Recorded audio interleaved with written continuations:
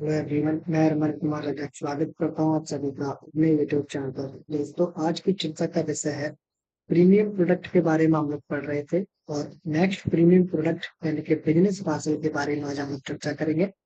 तो इससे पहले दो चीजों के बारे में हम लोगों ने पढ़ा था। पहला था स्पीड पोस्ट और दूसरा था एक्सप्रेस पार्सल। अब पढ़ेंगे बिजनेस पार्सल के बारे में। एक्सप्रेस पार्सल और बिजनेस पार्सल अलग अलग होते हैं, इस बात का ध्यान रखेंगे। साथ के साथ इस बात का ध्यान रखेंगे, जो बिजनेस पार्सल की जो सुविधा है वो सिर्फ और सिर्फ कॉन्ट्रेक्चुअल कस्टमर्स के लिए ही उपलब्ध है। कॉन्ट्रेक्चुअल कस्टमर कौन से होते हैं? मान के चलते हैं कि कोई कस्टमर पोस्ट ऑफिस में आकर के कुछ एग्रीमेंट साइन करते हैं, यानी कि कुछ कंडीशंस हैं बिजनेस पार्सल के कस्टमर के लिए। तो उनको अगर कोई एग्री करता है तो एग्रीमेंट बनता है, और एग्रीमेंट जिन लोगों के साथ में हो जाता है वो लोग बिजनेस पार्सल पोस्ट करने की सुविधा के लिए एलिजिबल हो जाते हैं। तो बिजनेस पार्सल में क्या खासियत है कि ध्यान रखें कि मिनिमम जो चार्जेबल वेट है इसके लिए वो 2 किलोग्राम है। यानी कि 1 किलोग्राम का अगर कोई बिजनेस पार्सल भेजना चाहे तो वो भेज नहीं सकते। कम से कम 2 किलोग्राम उसमें वजन होना ही चाहिए। अधिकतम वजन की सीमा वही सेम है, 35 kg। और ऐसे पार्सल को सिर्फ और सिर्फ सतही माध्यम से आप लोग भेज सकते हैं। बाई एयर भेजने की जो सुविधा है वो बिजनेस पार्सल के लिए उपलब्ध नहीं है। नेक्स्ट ध्यान रखें डायमेंशंस के बारे में। आकार की जो सीमा है उसके बारे में ध्यान रखेंगे कि जो एक्सप्रेस पार्सल और जो बिजनेस पार्सल्स है उनकी अगर एक भुजा की बात करें, यानी कि सबसे लंबी भुजा की बात करें, तो वो 150 सेंटीमीटर यानी कि 150 सेंटीमीटर या 1.50 मीटर से ज्यादा की नहीं होनी चाहिए। और साथ के साथ में इस बात का भी ध्यान रखें कि जो योग है लंबाई और सबसे बड़ी जो भुजा है ग्रेटेस्ट सरकमफेरेंस है, इसका जो टोटल है वो 300 सेंटीमीटर या 3 मीटर से ज्यादा का नहीं होना चाहिए। ये आकार की सीमा है, उसका भी ध्यान रखेंगे। नेक्स्ट ध्यान रखें बिजनेस पार्सल के लिए टैरिफ्स क्या है, यानी कि चार्जेस की जो गणना है, शुल्क जो लगता है, चार्ज जो लगता है, उसकी कैलकुलेशन कैसे करते हैं। तो उसके लिए रेट की स्लैब है, दूसरा दूरियां है। जैसे लोकल के लिए अगर कोई बिजनेस पार्सल बुक करना है 2 किलोग्राम तक है तो 45 रुपए चार्ज लगेगा। प्रत्येक 1 किलोग्राम के लिए, यानी कि एडिशनल 1 किलोग्राम कहाँ से, 2 किलोग्राम से ऊपर का जो भी 1 किलोग्राम है और अधिकतम वजन 5 किलोग्राम में है, तब उस केस में 12 रुपए चार्ज लेना है। और प्रत्येक 1 ग्राम के लिए और वजन 5 किलोग्राम से ज्यादा है तो 14 रुपए लेना है। बात को समझे कि अगर कोई 4 किलोग्राम का बिजनेस पार्सल है तो उस केस में पहले 2 किलोग्राम के लिए 45 रुपए प्लस अगला जो 2 किलोग्राम है उसके लिए 12 + 12, इस तरीके से चार्ज लगेगा। अगर कोई बिजनेस पार्सल आपका 7 किलोग्राम का है तो उस केस में आपके चार्ज कितने कितने लगेंगे? तो 2 किलोग्राम के लिए 45 रुपीज, और एडिशनल जो 3 किलोग्राम है तो इसके लिए लगेंगे 14 × 2, इस तरीके से चार्जेस लगेंगे।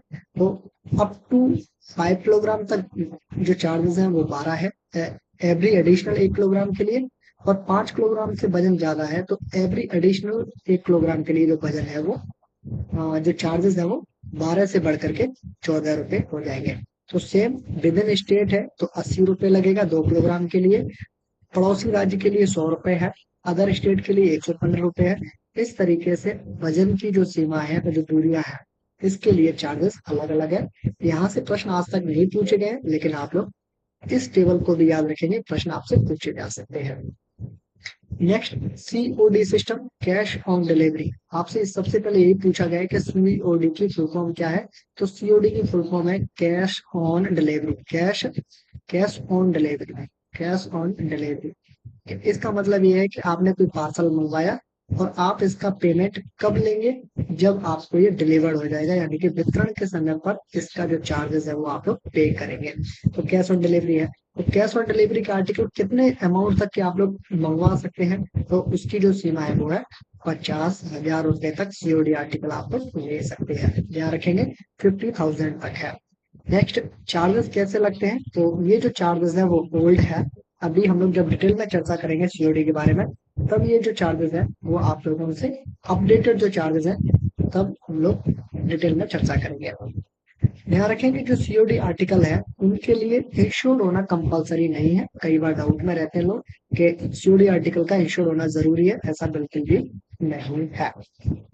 बात करें अगर डायमेंशंस की, सीओडी आर्टिकल में अगर किसी को एक्सप्रेस या बिजनेस पार्सल मंगवाने हैं तो ध्यान रखें आकार की सीमा वही सेम, एक लंबाई यानी कि जो सबसे लंबी भुजा है उसकी जो डायमेंशन है वो 150 सेंटीमीटर यानी कि 1.5 मीटर यानी कि 1.50 मीटर से ज्यादा नहीं होनी चाहिए। बात करें लंबाई की और ग्रेटेस्ट सर्कमफेरेंस की, इसका जो टोटल है वो 300 सेंटीमीटर या 3 मीटर से ज्यादा का नहीं होना चाहिए। और नेक्स्ट, एक्सप्रेस पार्सल अगर रिटेल कस्टमर के द्वारा बुक करवाए जाए तो उस समय पर जो एक भुजा है, सबसे लंबी भुजा है, उसकी जो अधिकतम लंबाई है वो घट करके 1 मीटर हो जाएगी। और बात करें लंबाई और ग्रेटेस्ट सर्कमफेरेंस के टोटल की तो ये घट करके 1.80 मीटर रह जाएगा यानी कि 180 सेंटीमीटर रह जाएगा। तो रिटेल कस्टमर्स के लिए अलग डायमेंशंस हैं, कॉन्ट्रेक्चुअल कस्टमर्स के लिए अलग डायमेंशंस है। दोनों से प्रश्न पूछे नहीं गए लेकिन आप लोग फिर भी इनका ध्यान रखेंगे, यहाँ से भी प्रश्न आपके पूछे जा सकते हैं। नेक्स्ट हम लोग पढ़ेंगे बीएनपीएल के बारे में। बीएनपीएल में सबसे पहले यही पूछा गया कि बीएनपीएल का पूरा नाम क्या है, तो बीएनपीएल का पूरा नाम है बुक नाउ पे लेटर। इसका मतलब है कि आप लोग आर्टिकल अभी बुक करवा लो, पेमेंट आप लोग भले ही बाद में दे देना। तो बीएनपीएल के तहत आप लोग क्या सुविधाओं का लाभ ले सकते हैं, तो कॉन्ट्रेक्चुअल जो कस्टमर्स होते हैं जो कॉन्टेक्ट करते हैं इंडिया पोस्ट में, वो स्पीड पोस्ट भी भेज सकते हैं बीएनपीएल में, एक्सप्रेस पार्सल भी भेज सकते हैं और बिजनेस पार्सल भेज सकते हैं, तीनों ही भेज सकते हैं। और ये कौन भेज सकता है, बीएनपीएल कौन ले सकता है, जो बल्क कस्टमर होता है वही बीएनपीएल की सुविधा का लाभ ले सकता है। तो बल्क कस्टमर कौन होता है, तो ऐसा कोई व्यक्ति जो कि एक महीने में 10,000 रुपए का रेवेन्यू, रेवेन्यू मतलब 1,000 रुपए के बीएनपीएल के आर्टिकल्स बुक करवाता है पोस्ट ऑफिस से, तो उनको बल्क कस्टमर कहते हैं या कॉन्ट्रेक्चुअल कस्टमर कहते हैं। तो यही लोग बीएनपीएल सुविधा का लाभ ले सकते हैं, वॉक इन कस्टमर नहीं ले सकते। वॉक इन कस्टमर का मतलब है कि कोई कस्टमर जस्ट आया और आके चला गया, ऐसे कस्टमर नहीं ले सकते। कॉन्ट्रेक्चुअल कस्टमर्स या बल्क कस्टमर ही इसका फायदा ले सकते हैं। पीएनपीएल फैसिलिटी के लिए एग्रीमेंट किससे करना होता है, डिविजनल हेड से करना होता है। तो डिविजनल हेड कौन होते हैं, एसपीओ या एसएसपीओ होते हैं। और ये जो रिक्वेस्ट है वो आगे एप्लीकेशन जो आप एसपीओ या एसएसपीओ को देते हैं वो आगे कहाँ जाती है, आपकी जाती है वो पीएमई के पास में जाती है, पोस्ट मास्टर जनरल के पास में जाती है। वहां से अप्रूव होने के बाद में आप लोग कॉन्ट्रेक्चुअल कस्टमर या बल्क कस्टमर बनते हैं। और सिंपली ये है कि आप लोगों ने जो एक महीना है इसमें जितनी भी बुकिंग करवाई है उसका जो बिल है पोस्ट ऑफिस आपको अगले महीने की जो 7 दिन है या 7वीं तारीख है तब तक आप लोगों को दे देता है। और ये जो बिल आपको दिया गया है यानी कि बीएनपीएल कस्टमर को जो बिल दिया गया है उसका पेमेंट उसी महीने को करना होता है, उसी महीने की जो लास्ट तारीख है, यानी कि महीना अगर आपका 30 का है तो 30 को करना है, 31 का है तो 31 को, 28 या 29 जो भी है फरवरी में, तो उस लास्ट डेट को आप लोगों को पेमेंट है वो पोस्ट ऑफिस को करना होता है। अगर कोई पेमेंट नहीं करता है तो उस पर पेनल्टी लगती है। पेनल्टी की चार्जेस क्या है, 12% चार्जेस लगते हैं, इस बात का आप लोग ध्यान रखेंगे। एक और आप लोगों को ध्यान रखना है, यहाँ से प्रश्न कई बार पूछे गए कि volume based discount structures speed post, express parcel और बिजनेस पार्सल के लिए लागू होते हैं। तो वॉल्यूम बेस्ड डिस्काउंट किनको मिलते हैं, उनको मिलते हैं जो व्यक्ति एक महीने में 50,000 या इससे ज्यादा का रेवेन्यू पोस्ट ऑफिस को देते हैं, उनके लिए यह सुविधा मिलती है।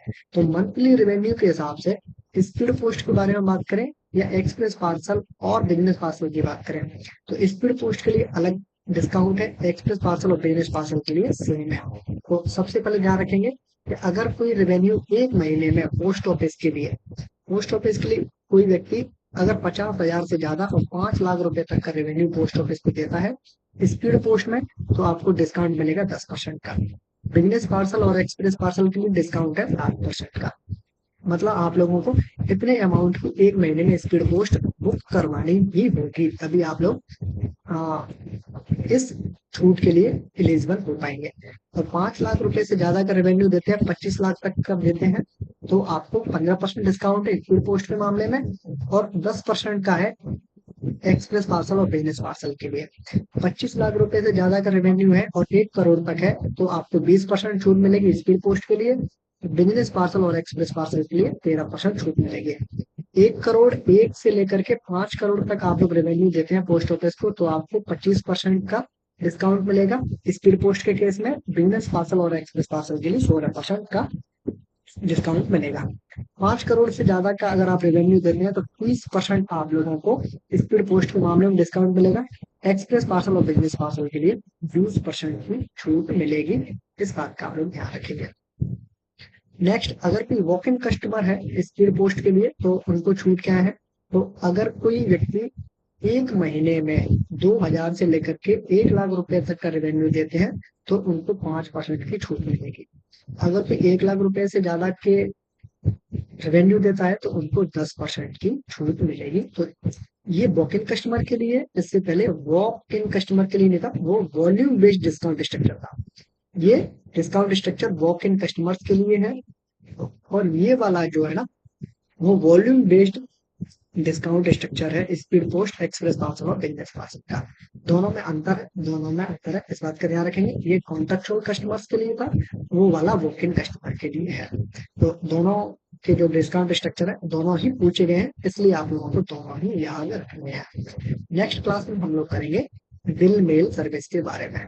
तो आज की क्लास में आप लोगों को क्या क्या ध्यान रखना है। आज की क्लास में आप लोगों को डिस्काउंट स्ट्रक्चर ध्यान रखना है वॉक इन कस्टमर के लिए, यहाँ से प्रश्न पूछा गया है। दूसरा आप लोगों को क्या प्रश्न पूछा गया है, दूसरा आप लोगों को प्रश्न पूछा गया है ये वॉल्यूम बेस्ड डिस्काउंट स्ट्रक्चर से दूसरा प्रश्न आपसे यहाँ से भी पूछा गया है।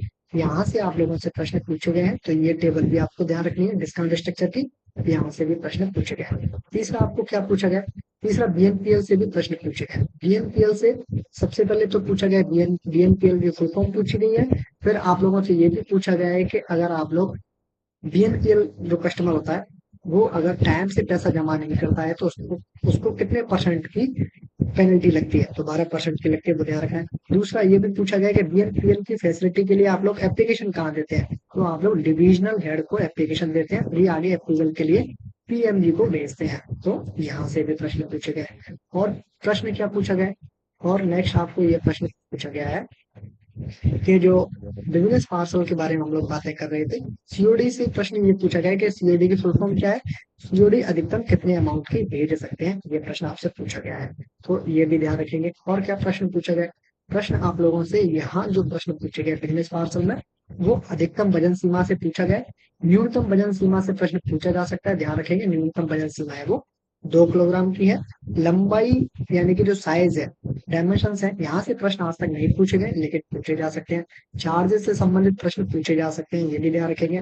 यहाँ से प्रश्न आप लोगों से पूछे जा सकते हैं, ये भी आप लोग ध्यान रखेंगे। तो प्रश्न जहां तक बनते हैं, जितने प्रश्न आज तक बने हैं उनके बारे में डिस्कशन तो हम लोग कर ही रहे हैं, साथ के साथ में जो बन सकते हैं उनके बारे में भी आप लोग ध्यान रखेंगे। तो फिलहाल के लिए इस वीडियो को करता हूँ मैं एंड। ये है इस वीडियो का। धन्यवाद।